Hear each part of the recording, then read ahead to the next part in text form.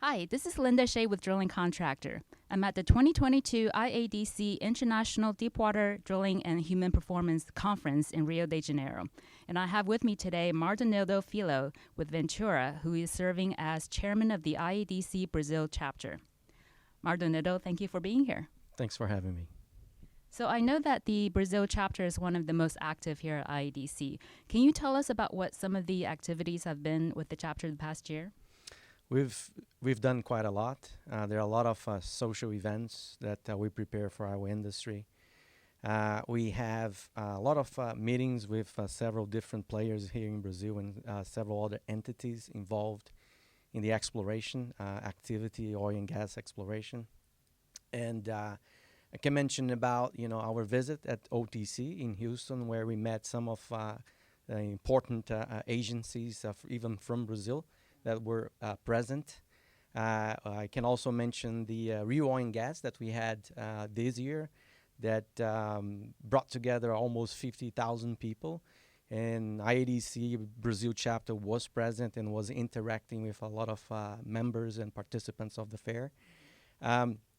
We had, just last week, we had our safety award ceremony with the participation of around 400 people, where we celebrate the rigs that being operated the last year without a recordable incident.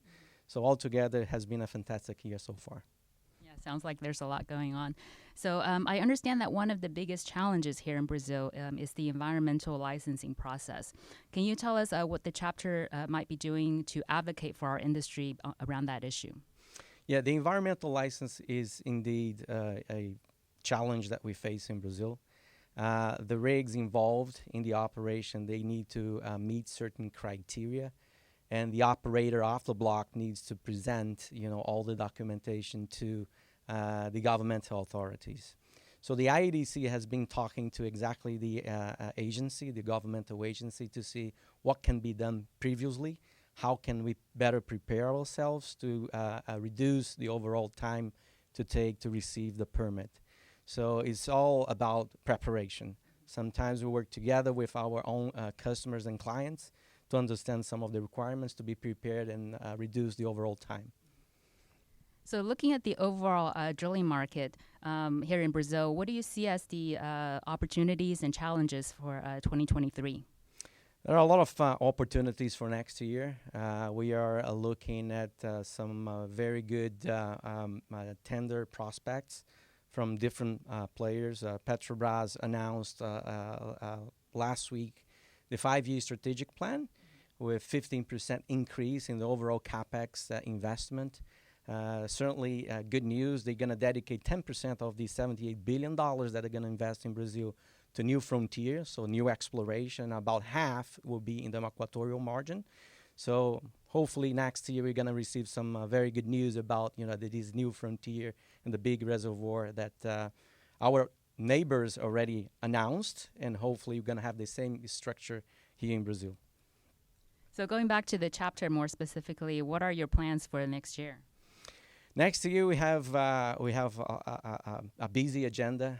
We have several things that we are trying to accomplish. We're going to continue our focus on the people side, the human factor side of our industry. With the new rigs being mobilized to the region, there is a need of people that we need to put in our units. And there's a lot for us to do to interact with some universities, some of the oil companies, to make sure that we have our people ready here in Brazil. There are a few fairs that we're going to continue to participate in interact.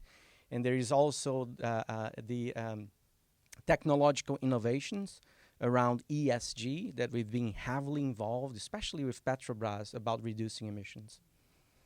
Well, Mardonildo, thank you for your service as chairman of IADC, first of all, and also for being here to share your insights with us. Appreciate it. Thank you very much. See you next time. And thank you for joining us on drillingcontractor.org.